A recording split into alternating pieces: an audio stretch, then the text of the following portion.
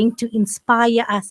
So I've always said education is a calling and it's a passion.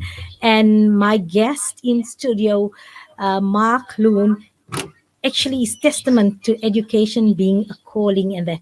So he started off his life doing something totally different to teaching. So after completing his master in government planning systems and unsure what to do next with his life, he decided to take a gap year.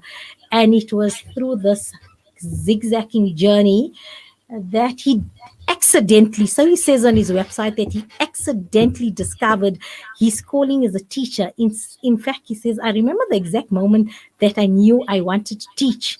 I was teaching English grammar to eager 9-year-olds in a little Rajasthani village of Bali. The children were loving the game. We were playing with pronouns, and I felt like a choreographer of an impromptu theater piece. My young students and I serving as both actors and audience. I was in the flow. I was a teacher. And as they say, the rest is history, because then I think Mark then dedicated himself in terms of education, mentoring, and everything.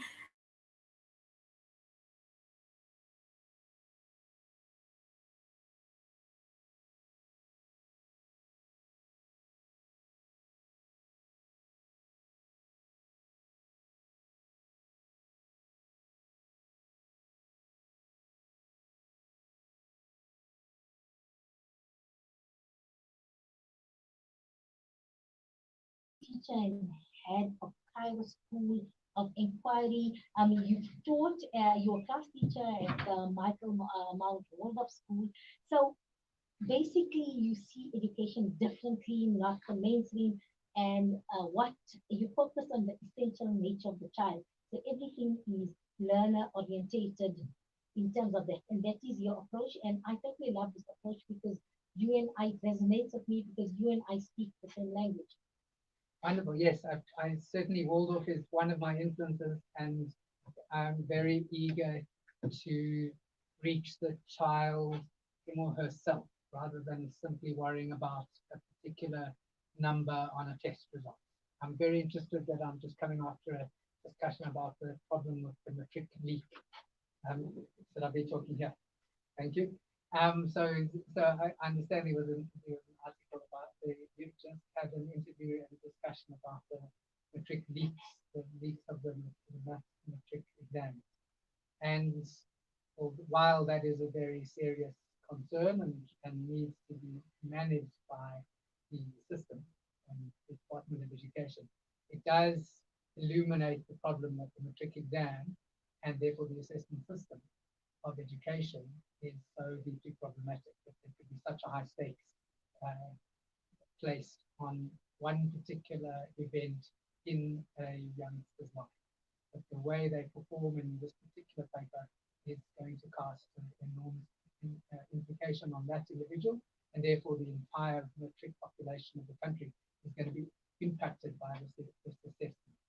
And I'm very eager to look at education that goes beyond the test, not simply matric. We are primary school, so we're not looking at high school.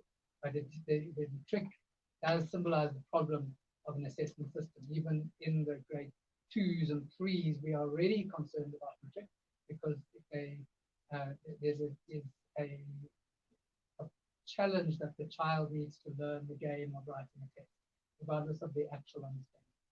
I love what you said because that's how I summarize matric exams, and I tell everybody it's whoever mastered the art of writing a paper. It's got nothing to do about your skill set or what skills you developed over the years and assess how you have developed as an individual. It's all about the art of writing an exam. And I'm a parent whose child wrote matric testament for the accounting exam. My daughter sort of, so to speak, aced it because that's what she did. She took time constraint. She knew the each section what was going to be assessed, the manner it was. So she just basically learned how to do this. And you correctly said, for me, there's too much of a premium placed on the matric exam, and it's not focused on the individual. And there's nothing to assess the growth of a learner. Many learners, as they enter the system, they experience various learning and challenges, and there's nothing to document how far have they come in terms of dealing with those challenges in an education environment and uh, being assessed in that manner.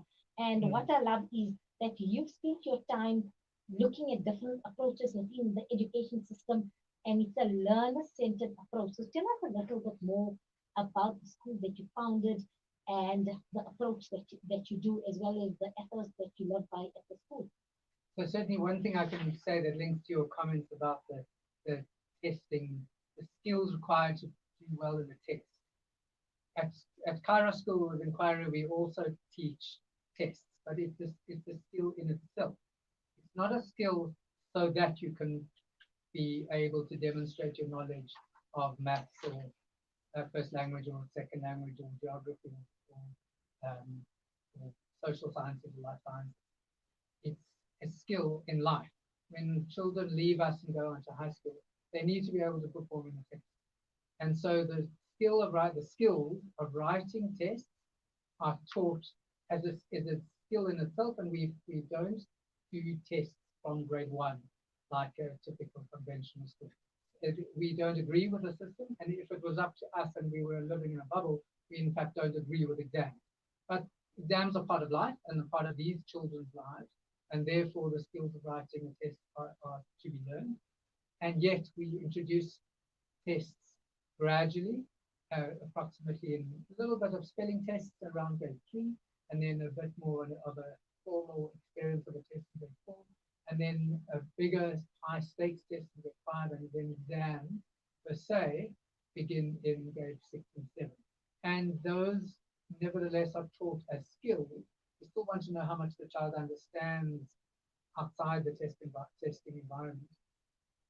Tests itself, for instance, a summative test, exam result, is so problematic because if it was given to a younger child, it's basically teaching the child that their work is only to be measured by in the time available and on the day of performance.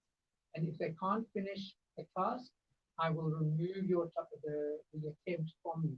So for a young child who's got every eagerness to be able to perform as best as he or she can, the time's up, and then you remove the testing test paper and then give them a judgment from a marking sheet is deeply problematic. And if the child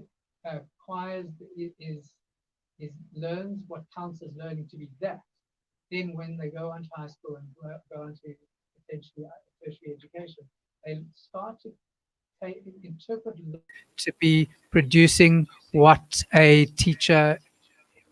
is in a teacher's head, trying to guess the right answer. And that is deeply problematic. We want children to learn that is this okay? Let's go for a short break. We seem to be having a technical difficulty, and we're just going to get our technical team to sort it. What happened? I think you've got the phone.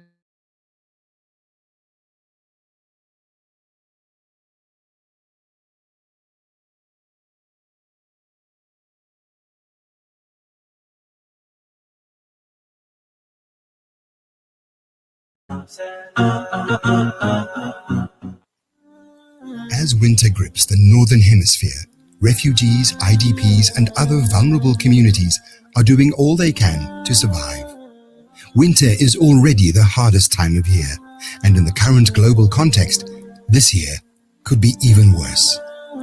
With your help, the Al Imdad Foundation is delivering life-saving winter warmth items in 12 countries globally, including Syria, Palestine, Yemen, Kashmir, and Pakistan. So be warm-hearted and sponsor a winter pack at just 600 Rand. Donate online at alimdad.com or call 0861 786 243 for more information. Med Medicine Depot, Retail Pharmacy and Emergency Medical Depot. Conveniently situated in the Med Medical Center, Corner Burger and Bosser Street, Pietermaritzburg. We provide safe, affordable and convenient medical facilities. Open till 10 p.m. every day of the year. We have a full house clinic that operates from 2 p.m. to 7 p.m., which is run by a qualified sister. The clinic offers immunization, vaccination, wellness, general consultation, and more. Call Med Medicine Depot on 033 3421 Med Medicine Depot, your pharmacy of choice. Dad, well, I've been chatting with an investment broker today and... Broker? Did the broker tell you that our economy is a mess? There's bushfires in Australia, America wanted World War III, and now the coronavirus is traveling around the world. Well, I also thought about purchasing some crypto. Crypto? What's that, like another pyramid scheme? I don't trust what I can't see. There's an apartment in Belito. So all your family will be asking to stay there for free. And what if the government takes it away, eh? Dad, I don't think it works like that. I'll tell you what works. Gold.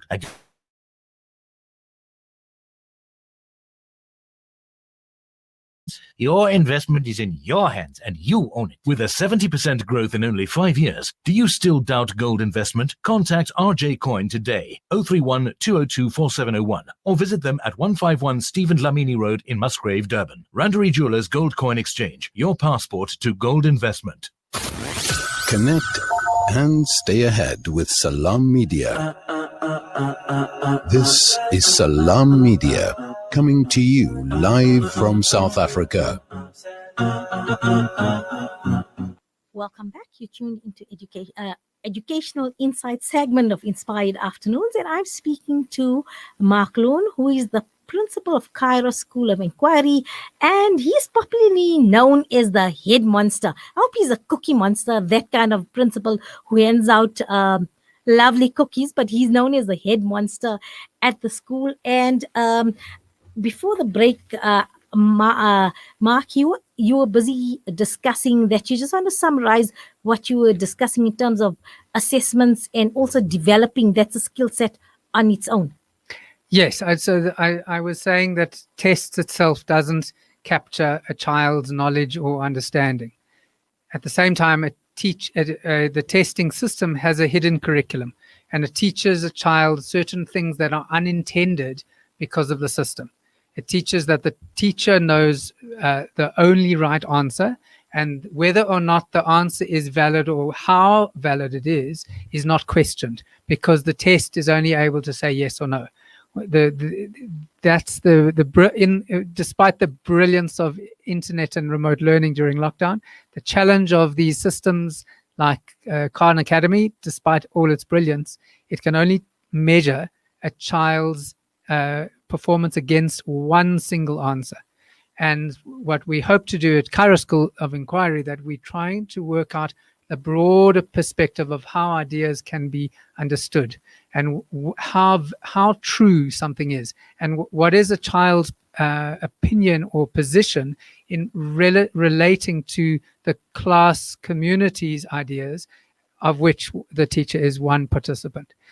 So there's the broad picture of the discussion of ideas, the critical viewing of ideas, and even then, ideas are only one picture of education, because there's still musical education, arts education, theatrical education, scientific education, etc. So I want to go back to the name. The Kairos means time is measured by the soul. The time needed to inquire and explore, time needed to integrate one learning, time needed to grow.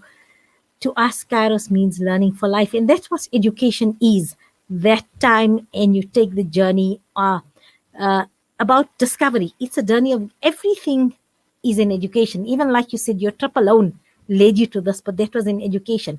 And something I like here about your school in terms of your Facts of Cairo is you discuss this concept of whole brain. And you say here, fear-based school practices discourage the motivation to learn. Our whole brain perspective achieves a social emotional curriculum to complement an excellent academic learning culture. So can you just expand upon this whole brain perspective for us? Yes, so if in the conventional system that's based not on Kairos, not on a human-oriented, holistic view of of an experience of a child in a classroom environment, in a learning environment, a conventional system can unintentionally create an atmosphere of fear. And when the time is so fixed, and when there's a looming test coming up, like a practice test on Fridays or something, or exams around the corner, or in the case of a matriculant, a matric exam, which has such a huge impact on a youngster's life, there's an element of fear that is deeply threatening to the person, for very good reason, because the child's world is going to cast judgment on that child's performance depending on the result on the test. And in a school which has a very fixed timetable, we still have a timetable. We still allow certain structures to. We still a school in a sense.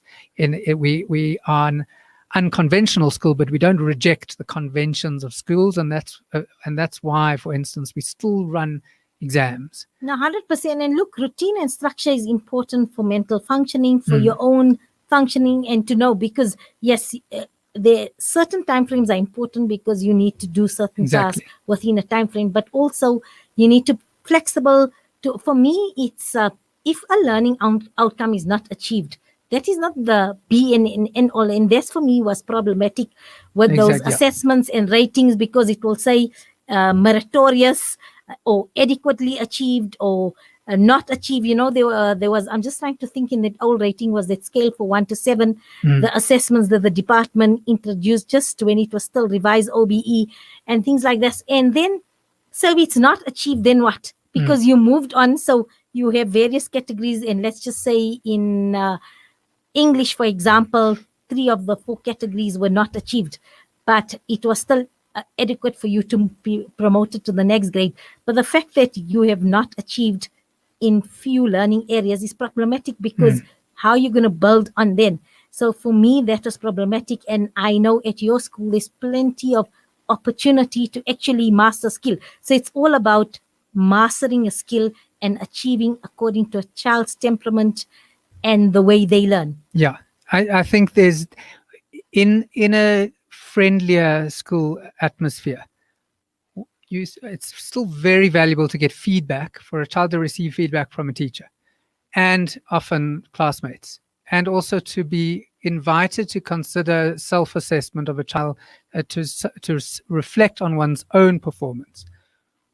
When the teacher's assessment comes so quickly in a test results without that conversation prior to that number coming forward, it's very anxiety provoking for a child and for anyone, and for even for an older child, even a university student. The youth is, there's an adrenaline rush in the organism of the person's nervous system that's going to inhibit and reduce that person's performance.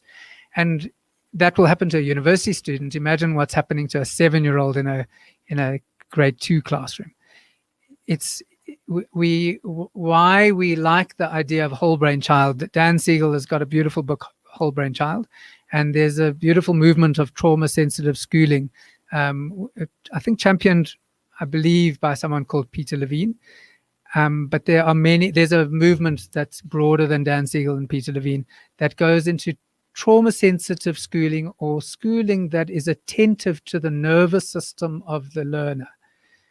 And the child is invited to explore body experience combined with the fact, while they're engaging in ideas and knowledge and multimodal learning of art and all kind of demonstrations of skill, if it comes with a subliminal message that you're going to be judged and you need to be scared of that judgment because it's going to impact your life, like a child writing a maths exam, a youth, that's going to inhibit that person's performance. And it's anyway, even separate from that, an exam environment can only really measure rote learning. Maths is maybe an exception, because maths can somewhat measure logical thinking that goes beyond rote learning, and maybe certain other exceptions like music, music performance, and the vast majority of exams are rote learning. And there's certain systems in the world that has created testing systems that measure deeper learning than rote learning, but very rarely, and in South Africa even more rarely than available in certain testing systems. PISA is an international testing system that compares countries with countries, and those questions are very carefully designed to measure a thinking skill that goes beyond rote learning. Even there, you're going to have an anxiety-provoking, fear-based environment that the students' performance is going to be reduced. So one of the reasons I was interested in terms of getting this approach is you've developed it at Kairos is because as much as COVID has been challenging and that there has been silver lining is because I think this for the first time ever, I'm thinking in education history where parents were directly involved with the day-to-day learning of the children as they were studying online. And for one time, you actually knew what was happening in the classroom. More than that, you were able to observe your children and actually see where the challenges lie in terms of their difficulties, their struggles, the barriers to learning. And then many parents have seen that they might have 3 children, but each one learns differently. Some might be visual learners, some might be oral learners, and they've then realized that the current schooling system, whether it's you're in a IBE system or GDE system, but the fact that going to school in this very rigid system was not working for every child. I always use the analogy, and I tell a parent, if you have ill-fitting shoe, what you do is you buy a corn plaster or pad, or you're putting something there or in a sole to make it comfortable. And I always say, you know what, that is like putting a band-aid. You need to actually change the shoe and get a better shoe. And there are institutions such as Kairos out there that fit this type of learner that needs that space to grow without the fear. Because for me, a normal school environment is a very judgmental environment, and it's very closely aligned to your self-esteem. Because if you do well in the test, your confidence goes like this. You feel you're the person, you can do it. But for a child who's achieving maybe just 40s and 50s in a test, especially when they are studying, but because there's a barrier to learning, they're working hard, but they're not working smart because they don't know what it is. This makes them believe that they're not worth much, and their life might not amount to much. And sadly, you hear when I interview people and they say, I had this teacher that told me I won't amount to much. And yet sometimes that's motivation to prove those individuals wrong. And look, yeah, I am, because that whole system is designed to be judgmental and to rock your confidence. Do you agree with that current system, that what you notice? Yeah, there's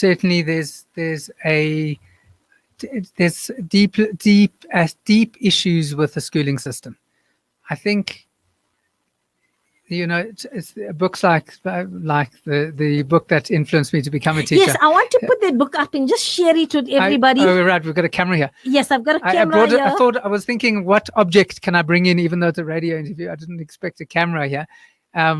So it's a book that is relevant to my personal journey as a teacher, and it's a polemic against schools, and it's very relevant that it was written in, I think, 1971. It says school is dead. And it's a polemic against the system of school, and it was coming out of a genre of literature that were published during the Vietnam War. People who were deeply shocked that America could experience themselves in such a war, deeply critical of the war itself, and how could they produce graduates who this is my theory, that there's a whole set of education theory books that came criticizing the education system, but in this case of America. And the deep irony is that schools haven't changed since then. These are books like School is Dead, another possibly more famous one is teaching as a subversive activity. So my thing here is I've always said that if you look at how we come along the ages in terms of technology and how we live and how we even consume media and in terms of our relationships, the only thing for me that I said, sadly, we say education is evolving and dynamic. But if I look at how I sit in a classroom and what I did, I can visit my same school and it will look the same, the school environment, even the desk, maybe just an upgrade, but even the design of the desk is relatively static. And maybe the chalkboard is replaced by a whiteboard. But that's it. Yes, technology is coming into the classroom, but that is only schools that can afford it. If I look at department and that under-resourced schools, they're still using chalkboards and that. Whiteboards I would even question if technology is changing anything in the classroom. Yes, In and fact, that's the thing. So that's what I want to know. We say it's dynamic. We say it's evolving education. And yes, it is. But the method of how we teach, and that has remained static since you were in school. And if you visit some schools like this, it will be reminiscent. That boy sitting there could be you. You'd find that.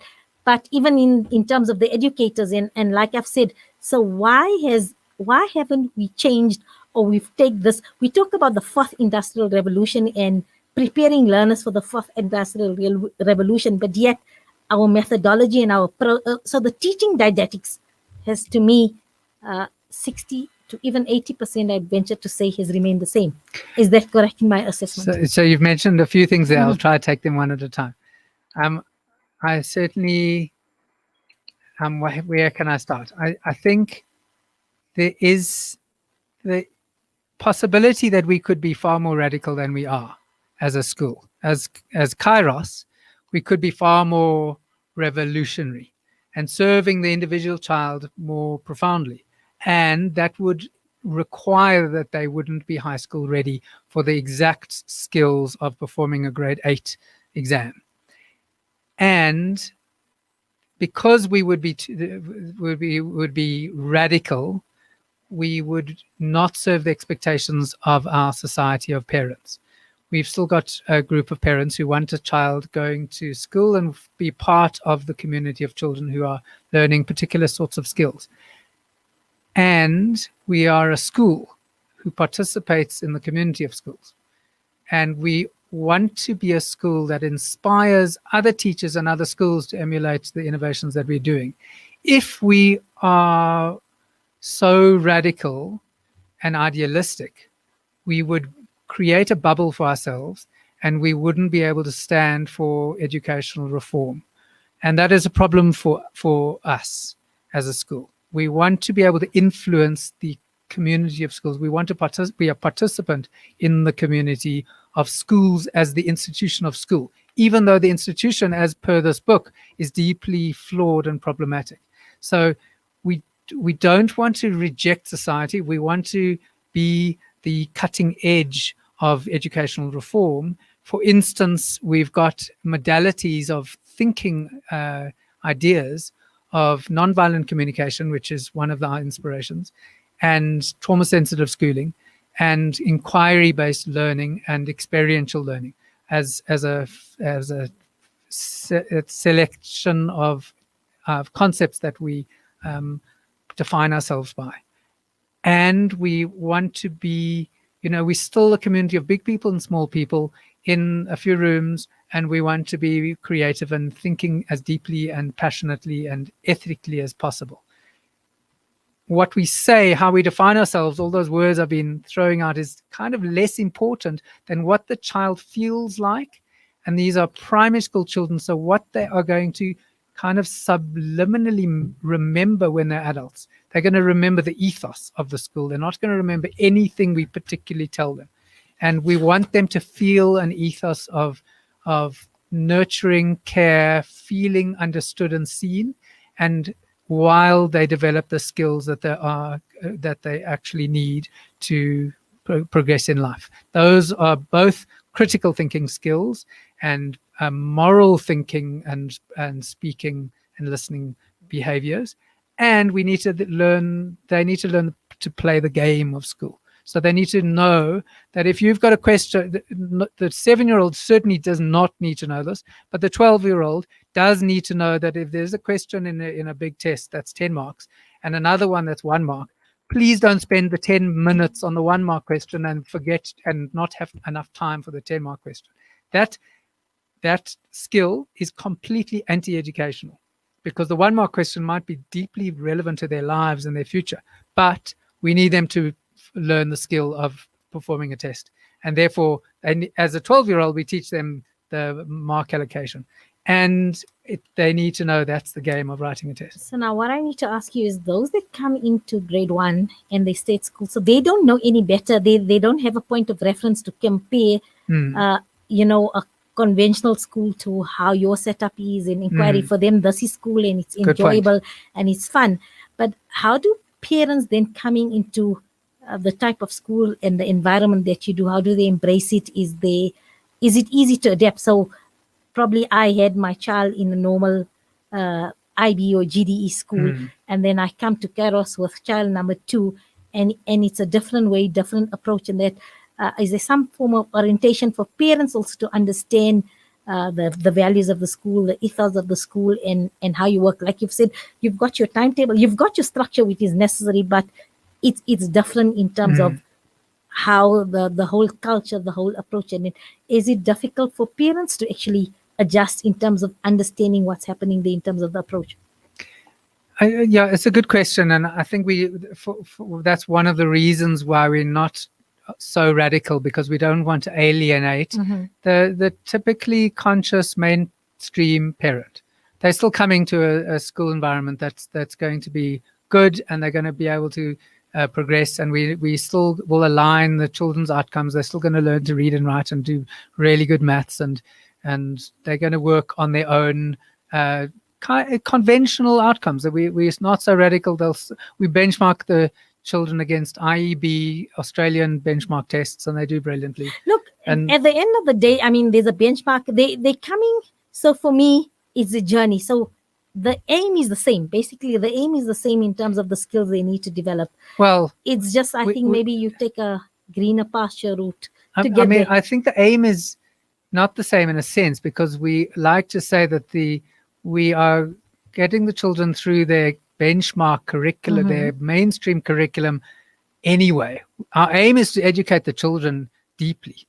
That's not the aim of the mainstream curriculum. The mainstream curriculum is trying to get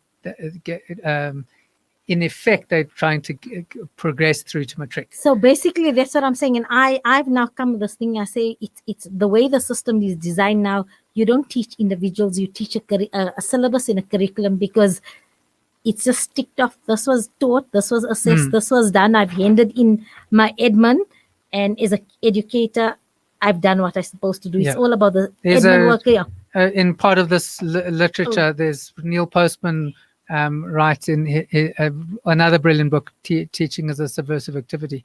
He looks at teachers who say they've learned that, they should have learned that because I've covered it.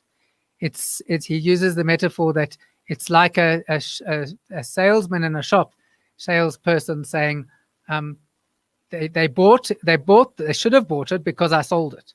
You're not going to actually sell something unless the person actually buys something. There needs to be a mutual transaction, and Tell me, currently you are moving your premises. You're based in Emmarentia. We're currently in Emmarentia, Tensabi, but we are imminently moving to Parkview 16 Randolph. Anytime down the future of maybe online learning platform and that for parents, because then nobody's constricted by geographic location. Are you looking into something like that for the future for those parents? Because I think that has been something that, as I say, a silver lining. Some parents have felt, I can do it on my own, and I can homeschool my kids, and I can work during the day, and I'll homeschool in the evening and work away around it. But so online, are you thinking of exploring that option? Certainly, that does infer your earlier comment about the fourth industrial revolution. And we've experienced this unexpectedly ourselves in lockdown this year. I think the answer is broadly no, because I think we did reasonably well in lockdown because of the human relationship on Zoom calls between the teachers and the children, and we struggled just with that because for obvious reasons of lockdown. The screen inhibits the human relationship and the social interaction. And despite the fact that we had an amazing amount of creative art class, children sharing this, collaborating on the same artwork by, you can do share screen on Zoom, and various other experiments that we tried out on Zoom. We can talk about that as well. But it's such a challenge to have a normal human social environment that I think one of the motivations for parents to choose online schooling, aside from the freedom and mobility of being able to move home or being remote and not being able to access a school environment, there is the idea that schooling is a measure of an intellectual achievement of cognitive progress. And while that is true and learning includes that, there's so much part of learning that's not merely progressing through a skill, an intellectual skill. If you are progressing through a maths curriculum and able to gradually progress towards calculus and trigonometry, etc., that's not the entire picture of maths learning. Maths learning also requires the collaboration and discussion about maths concepts. And it's also the love of concepts and love of numbers and patterns. Sometimes that's extremely difficult to do when you're remotely located and isolated from your classmates. The discussion that can happen about, say, a grade 1 talking about odds and even numbers, the classroom discussion about odds and even can be profoundly experiential and fascinating to a child. Very difficult to do when you've got an online system teaching a child how to get through this skill of working out which numbers are odd and which are even. Am I answering the question? No, it does also. No, it's true, and that is why I said, especially in the formative years, you cannot replace the teacher, and you can't. Exactly. There's a premium on that one-to-one human Yes. interaction and human contact. We've come. I've so enjoyed this conversation, but I've got engineer here telling me we need to wrap up now. We've come to time. Okay. So, in conclusion, what do you want to leave us with? I didn't answer your question about Kairos and the word Kairos. Let me end that. Kairos is an ancient concept that we've taken from, it happens to be Greek, but it's not pertinent that it's Greek. It's an ancient word that contrasts itself to chronos. And chronos has the rigidity of how we relate to time and how we relate to a child's experience in a classroom. And that's chronos, the time of the clock. But time of the child, time of the child's heart and soul requires that when the child is emotional, that's the curriculum of the moment. When the child is arguing with a friend in the class, in the playground, that's the curriculum of the moment. And if you're doing English grammar, but someone has an accident and it becomes relevant to the child's attention, the classroom's attention, we're going to be talking about that. And that's for me the responsiveness of an education system that we aspire to. So it's dynamic, and I love that, because as I've said earlier, I always say that education is dynamic in everything we learn. So as you've said, you've set out something, but just like breaking news, you need to address the elephant in the room. Otherwise, really, you're going to lose the learner. Thanks so much. We can have this conversation for over an hour because we speak the same language. But thanks you for Miriam. coming and enlightening us, and even allowing our parents to know there are different educational options and educational approaches that we don't have to just accept what is given to us in the form of mainstream education. Good afternoon and enjoy your day, and we wish you all the success in your move just down the road in another neighborhood, and we wish you strength to strength with Kairos. Thank you so much, Miriam. A wonderful opportunity to be able to speak. Thank you. It's a pleasure. We're going to go for a short break, and when we return,